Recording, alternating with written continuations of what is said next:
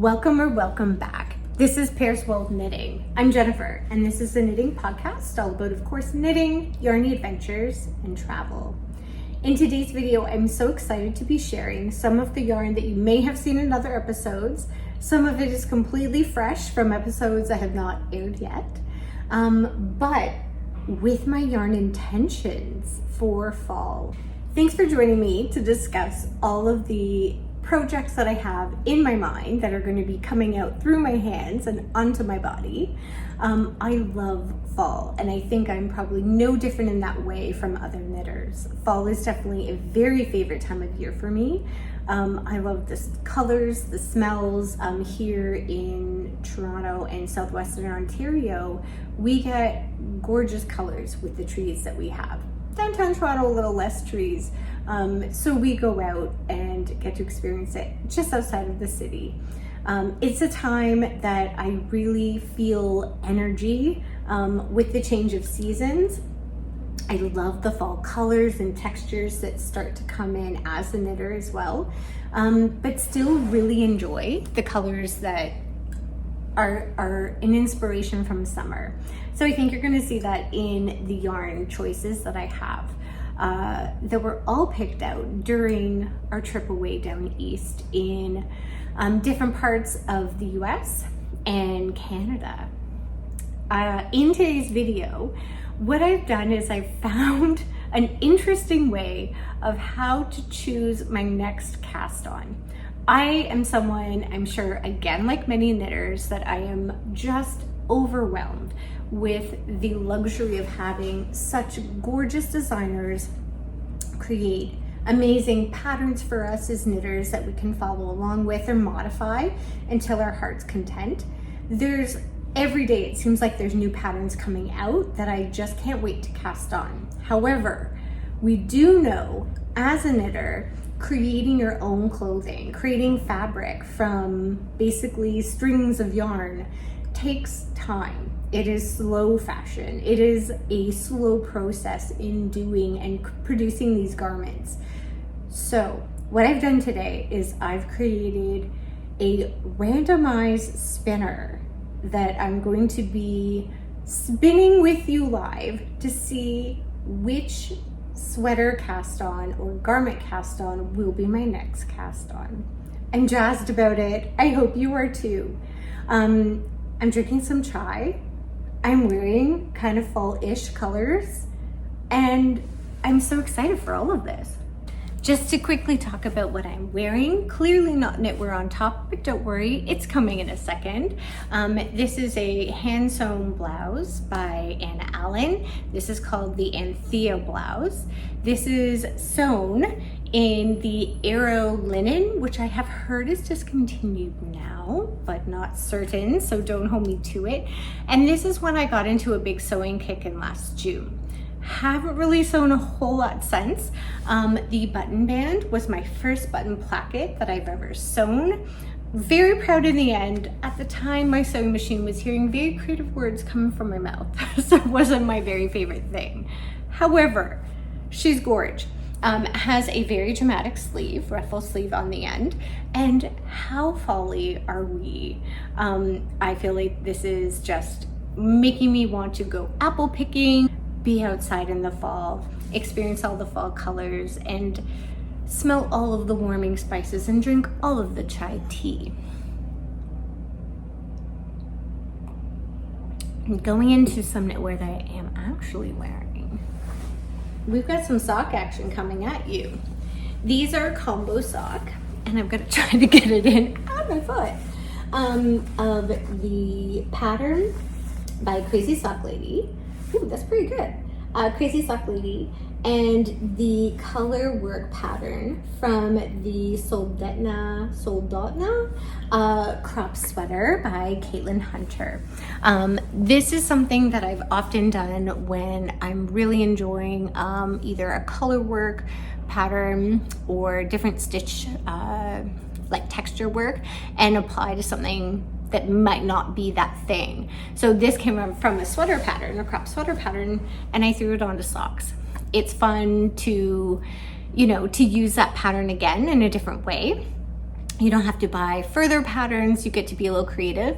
And for these guys, of course, I used some scrappy yarn from other projects that I had.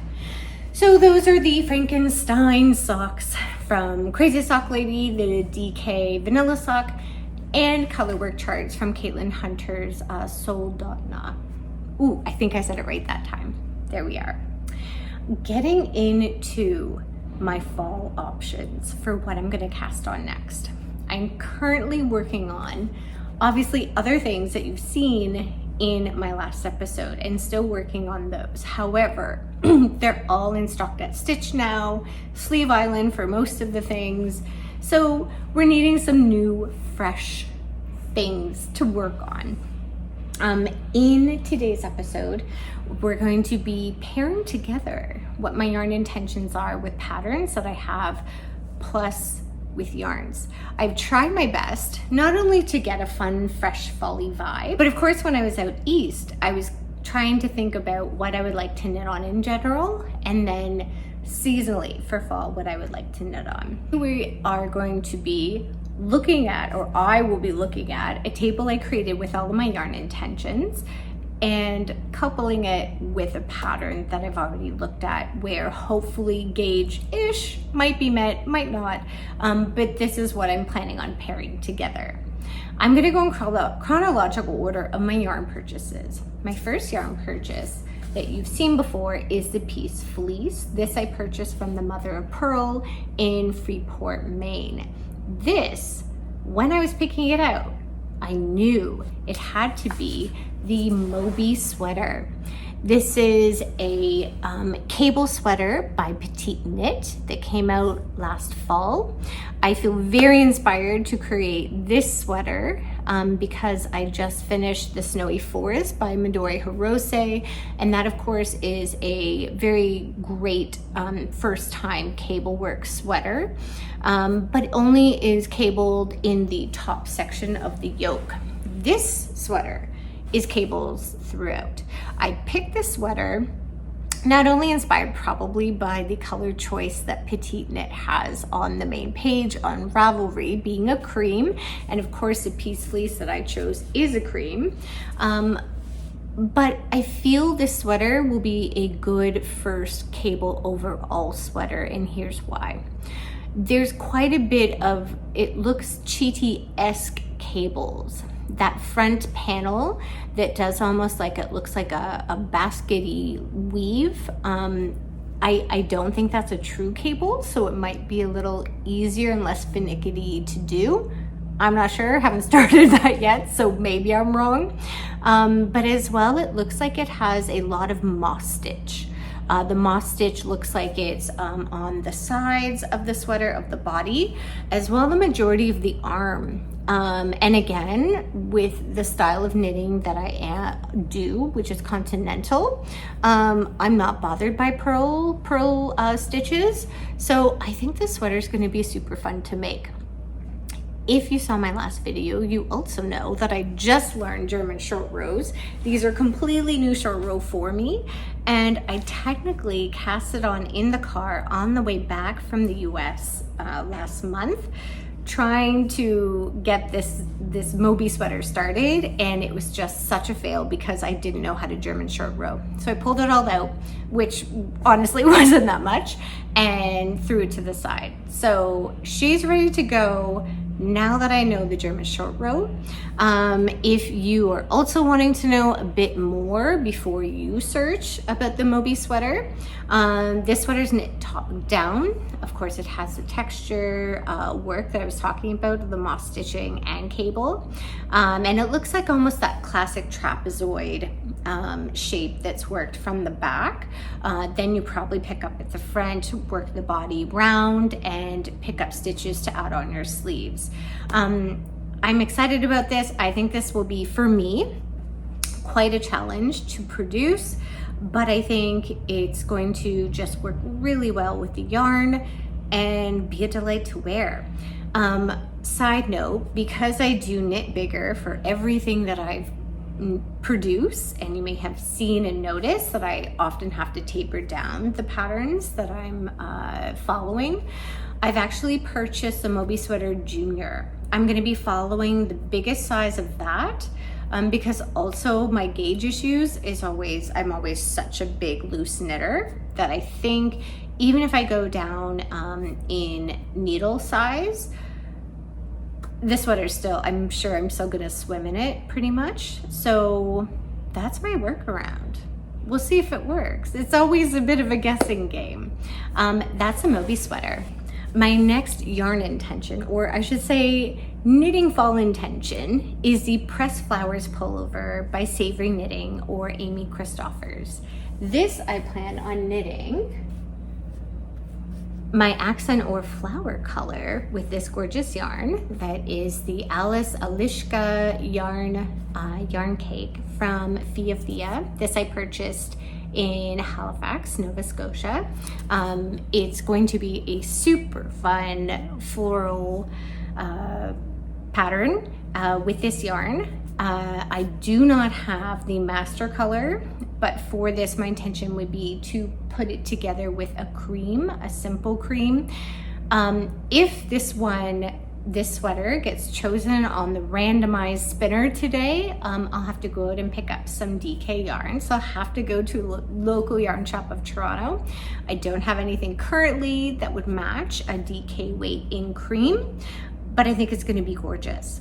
This sweater pattern came out this spring actually by Amy Christoffers. If you're in the knitting community, you know that she has a number of other items that are the Pressed Flowers pattern.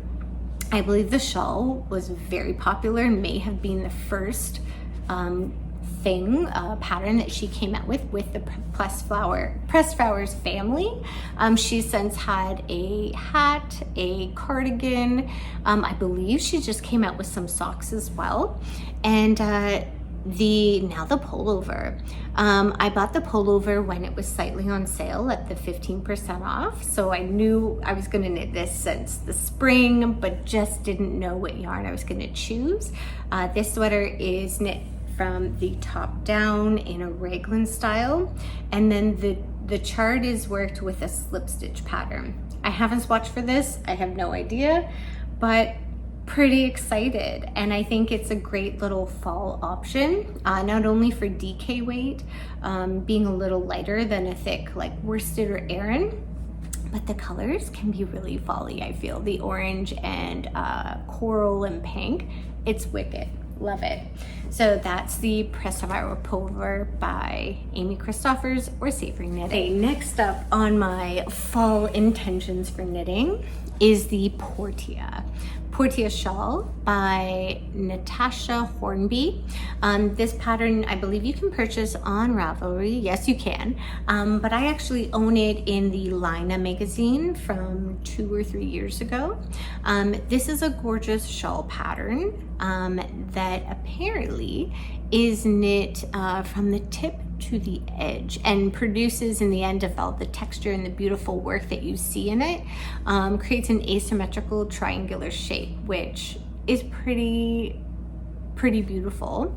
I'm not a big shawl knitter. I've knit a couple shawls, not super my thing. I'd rather put my time into some sweaters. However, the yarn that I have picked out here, which is the Custom Woolen Mills Mule Spinner yarn. This I purchased at the Mariner's Daughter in Lunenburg, Nova Scotia. I screamed the Portia shawl.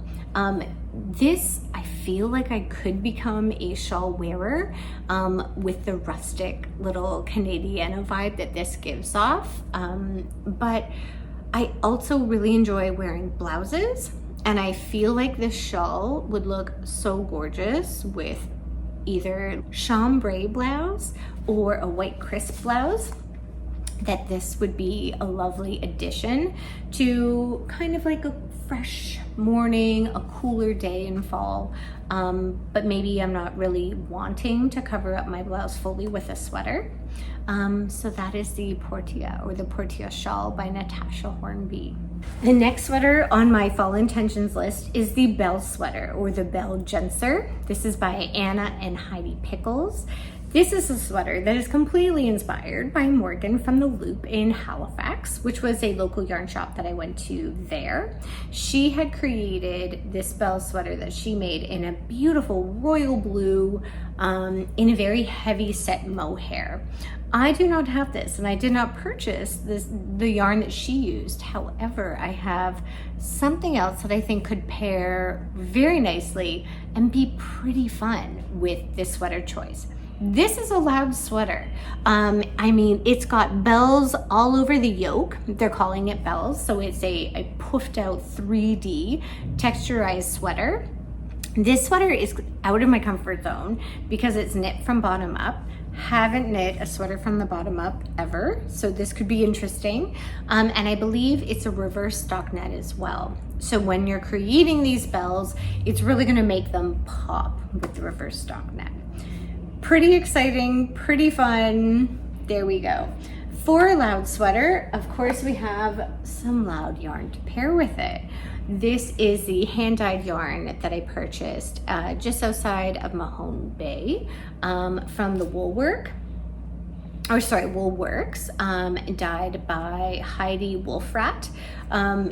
It's neon, it's fun, it's loud. It's not very folly, but it's still, I think it's gonna be great. It's a heavier gauge of yarn. I think it's probably a worsted yarn, and I'm gonna wear it in the fall. Bright pink, yes please. This is gonna be a loud yarn for a loud sweater. This is, again, the Bell Sweater by Anna and Heidi Pickles. The next sweater option for fall this year is a Jupiter crop. This is a crop sweater designed by Caitlin Hunter. I love her designs, her color work, her sense of style is amazing. This I have had in my library for quite some time and could never focus in on what yarn I wanted to use, what color theme I wanted to use, and thought I would always go very bright and bold. I actually pulled almost exact color ideas from her sample because I adore it so much. And I thought, you know what, if this is what I'm really loving, let's not reinvent the wheel, reinvent the wheel. The color choices, I had help from the lovely folk at the Briggs & Little. This will be in an upcoming episode that you'll hear about that experience there at the mill. So these are the colors that I've chosen to knit the Jupiter crop in. Very inspired and pulled from the sample that Caitlin Hunter produced.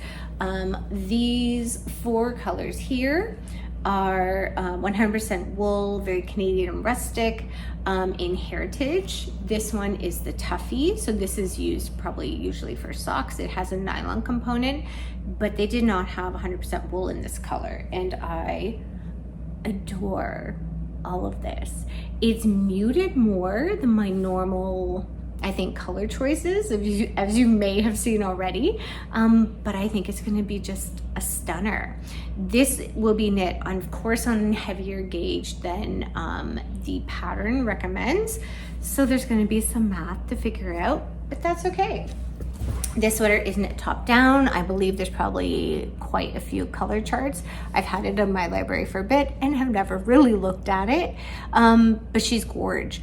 I think I'm gonna have enough yarn that I could probably do a 3/4 sleeve, maybe even a full. I don't know, we're gonna see.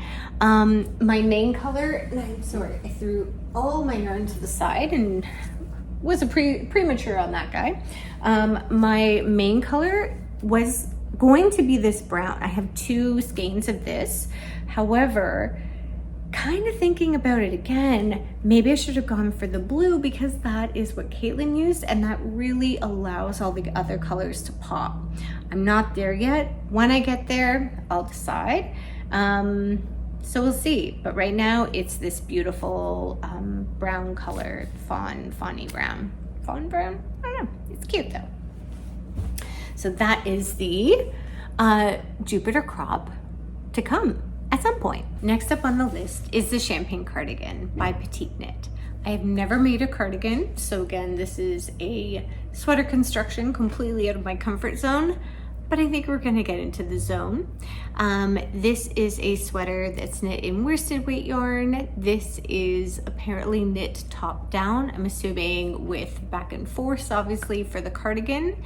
And I'm just reading short row shaping, so I'll be able to use my German short row skills on this guy. And there's a button placket that's worked with double knitting, which I have also never done, with buttonholes, which I have also never done. This sweater I would love to create in yet another piece fleece. You have not seen this in any of the episodes, but this is from the Harrisville Designs, which you will hear about in the future. And this is in the colorway Secklin Salmon. I mean, I think a nice little combo of folly goodness and still little summer-esque. Super fun, and I feel like this could make a great champagne cardigan for my first cardigan ever. Next on my list is not a sweater, nor a cardigan, nor growing out of my comfort zone. I have added to the list the Saturday Shrug. This is a free pattern by Jackie Rose from the Lambing Kid. This sweater pattern, shrug pattern came out, I believe, in the spring of last year. And it's a really simple top down, bottom up, doesn't matter which way you look at it, ribbed style shrug, I believe in a 1x1 rib. She has taken this, I think, familiar silhouette and created a really simple shrug pattern that I think even beginner knitters could find delight in creating, that just gets popped over your head, pulled over your shoulders as a cute little addition of color and fun to any outfit. She has often used a lot of fun, bright colors for this, but for me, I think I would love to make it in this gorgeous, very fall, pumpkin-y color yarn. This is from the Green Mountain Spinnery. Again, will be featured on a future episode that you're going to see with PairsWellWithKnitting. And the colorway of this is actually called Pumpkin, believe it or not. It's a perfect pairing for fall. So this will have to be knit up this year, absolutely, in something. This is on the Weekend Wool yarn, and it's so gorgeous. It's a woolen spun, and just a delightful color. I cannot wait to knit with it. I might even, if this doesn't get chosen on the spinning wheel today for the random knit, I might just have to cast this on the side as an additional knit that I'll classify into a commute knit. I've been just wanting to cast this on as soon as I've received it from the Green Mountain Spinnery. So this is intended to be for the Saturday Shrug by Jackie Rose, and will be the most fall-y shrug, I think, in existence. My final option at this point for my fall intentions knitting will be the First Light sweater. This sweater is designed by Liv Ulven, and this was a pattern that was actually won by a girlfriend of mine. We had entered a draw together. I believe she was the first to enter, and she won a pattern for each of us. We got to choose with the designer which pattern we were going to receive. I chose the Heritage sweater, and she chose the First Light sweater. So we both shared these two patterns with each other. This sweater is knit, I believe, bottom up, again, which I have not done. It looks like it's a simple colorwork sweater, but the difficulty or the challenge for me will be, of course, the reverse construction of the sweater being from bottom up. But other than that, looks pretty straightforward, so we shall see. The yarn that I'm going to be pairing with the First Light sweater are these two gorgeous yarns. These yarns I picked up over the weekend. I drove to Barrie to Fiber Spirit, which was basically a yarn marketplace up in Barrie, Ontario, about 2 hours outside of Toronto. And these two beautiful skeins I purchased from a lady from Oakville. This is the Mindful Yarn and Fibers. You have not heard about this on my episode, but will come. And these are Ontario Dorset wool skeins that are completely naturally dyed by Mindful Yarns in her house, which is very cool. This colorway is in Lac Light. Yes. And I believe she said it was dyed with lilac and something else. Although sadly it doesn't say on the ball band. And then this guy is marigold. It may or may not have been used in the creation of the dyeing of this color, but obviously is stunning. I mean, hello. Yeah, I don't have the master color that I would need to put with these two. These would be the contrasting colors of the colorwork sweater of the First Light. And I believe I would do a cream. So just to get an idea of color, which this is not the intended yarn, of course, but I think that would be a really nice combo idea there. So this, I would also have to purchase more yarn to prepare this sweater, which is fine. I have no problems going to one of the local yarn stores in Toronto. And this is heavier. This is a worsted, I believe. Yeah, a worsted weight yarn. Gorgeous and naturally dyed. What? Beautiful. Okay, I think those are the options at this point. It's a lot. I mean, I want to knit everything, but of course, knitting takes time, and so we do have to be choosy when we are casting on. What I'm going to do is I'm going to set up the computer. My intention is to record the live version of the spin, and then I will include this with my video. So we're gonna give it a go. Okay, this is my first time doing this. So I'm using Picker Wheel, and you'll be able to see as well, because I'm gonna do a screencast of what I've done. Basically what I've done on here is I have put in, it's a free site with a free wheel, spinner wheel that you can create as well for, I'm sure, a huge variety of things. I put in the text of the pattern name along with an image, which I thought was pretty cool that I can add in. With this spinner, you can randomize I think the organization of how the sections are set out and spin it. So many techie things. So here we go. I'm going to screencast here. I'm recording my screen live, which I'm doing. Hopefully you'll be able to see this by the time we figure everything out. I'm shuffling, I'll give it 3 shuffles and we're ready. I'm going to enlarge my screen so we can fully see what's gonna happen. Breathing in, a kiss of good luck, and let's spin. Which will I be casting on? A sweater, a cardigan, a shawl for this fall? It's looking like a shawl. Okay, this is a Portia shawl. I'm thrilled, and I would have been thrilled with any of the options. I'm just going to click on done of this. I'm going to get out of my casting, which I think is like this. It totally worked. I just wanted to make sure that the video was captured. The screen was captured as I had spun, and it had. So the random generator through the spinner had chosen the Portia shawl, and I'm thrilled. I would have been thrilled with any of the options, of course, because I curated every single pattern with which I think would be a perfect pairing of yarn.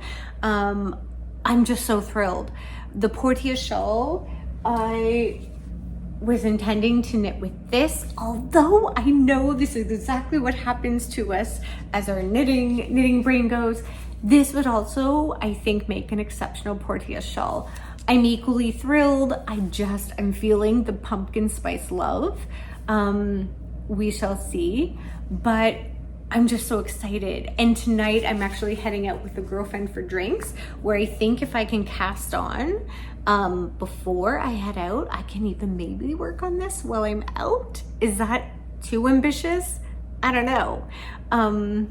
Oh gosh, I'm so excited. What I plan on doing is I actually saved my spinner with all my options of the patterns and photos and everything within a free account that I created with Picker Wheel. It's called Picker Wheel.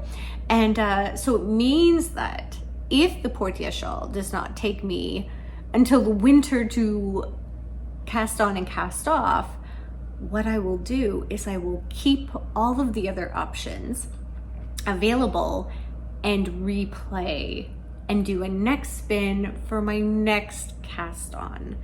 I'm just thrilled. I know it's tickling my knitting heart, and just so jazzed. So I want to thank you today for coming and watching all of the fall / end of summer knitting goodness, and for listening to the pairings that I've prepared for myself of the pattern and yarn together to make and produce beautiful fall garments that I know I'm gonna love making and wearing. So thank you for coming out today. I hope you find joy in your knitting, and we shall see you soon. Take care.